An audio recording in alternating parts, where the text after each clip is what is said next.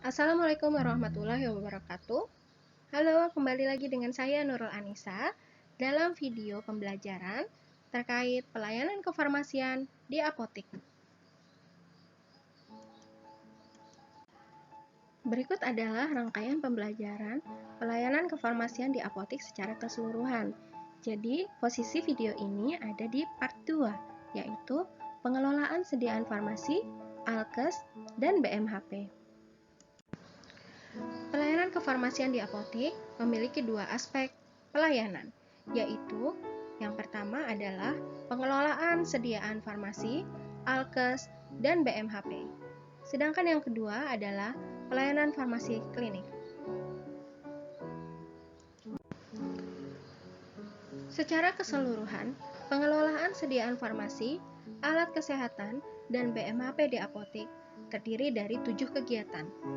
Yang pertama adalah perencanaan, yang kedua adalah pengadaan, yang ketiga adalah penerimaan, yang keempat adalah penyimpanan, yang kelima pemusnahan dan penarikan, yang keenam pengendalian, yang ketujuh pencatatan dan pelaporan.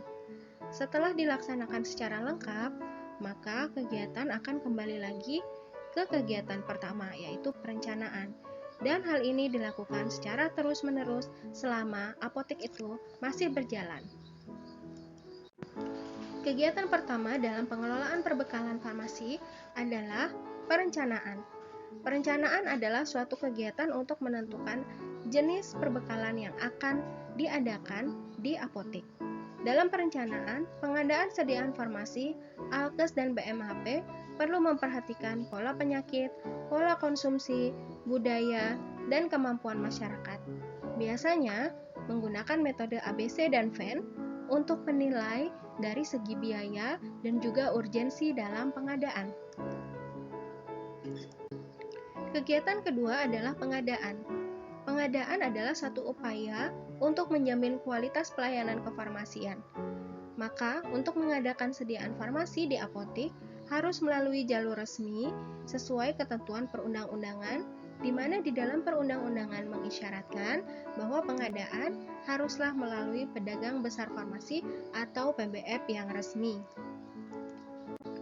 Setelah proses perencanaan dan pengadaan, maka dilakukan proses penerimaan, yang merupakan satu kegiatan untuk menjamin kesesuaian jenis spesifikasi, jumlah, mutu, waktu penyerahan, dan harga yang tertera dalam surat pesanan atau SP yang sebelumnya telah dibuat dengan kondisi fisik yang diterima di apotek. Setelah barang diterima, maka dilakukan penyimpanan. Disimpan dalam wadah asli dari pabrik, kemudian disimpan pula dalam kondisi stabilitas yang sesuai, dan tidak boleh ada barang yang dapat mengkontaminasi sediaan farmasian. Harus dibentuk satu sistem penyimpanan berdasarkan bentuk sediaan, kelas terapi obat, serta disusun alfabetis. Untuk pengeluaran barang, dapat menggunakan sistem FIFO dan FIFO. FIFO adalah first expired, first out, dan FIFO adalah first in, first out. Yang kelima adalah pemusnahan dan penarikan. Dalam pemusnahan, ada ketentuan dalam pemusnahan obat kadaluarsa, obat golongan narkotika, dan psikotropika. Dalam pemusnahan juga dilakukan pada resep atau dokumen resep. Resep yang telah disimpan 5 tahun atau lebih dapat segera dimusnahkan. Untuk penarikan sediaan farmasi, Alkes, dan BMHP memiliki satu ketentuan tertentu yang dapat dilihat atau dibaca pada perundang-undangan yang berlaku. Tahapan keenam dari pengelolaan perbekalan kefarmasian adalah pengendalian.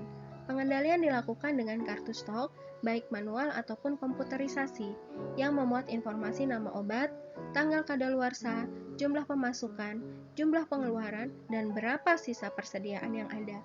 Upaya pengendalian ini seringkali disebut dengan istilah stock of name. Tahapan ketujuh atau tahapan terakhir dalam pengelolaan perbekalan kefarmasian adalah pencatatan dan pelaporan. Pencatatan dan pelaporan terdiri dari pencatatan dan pelaporan internal serta eksternal.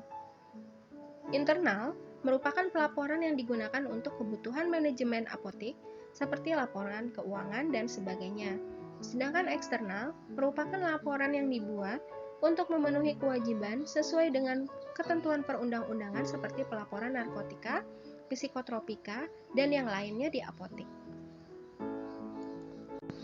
Demikianlah terkait drug management cycle di apotik, di mana peran farmasi dalam pengelolaan sediaan farmasi, Alkes dan BMHP sangatlah memiliki peranan yang penting dalam penjaminan ketersediaan untuk pelayanan di apotik. Demikian video ini. Terima kasih telah menonton. Sampai ketemu di video part 3 dari 4 terkait pelayanan farmasi klinik di apotik. Wassalamualaikum warahmatullahi wabarakatuh.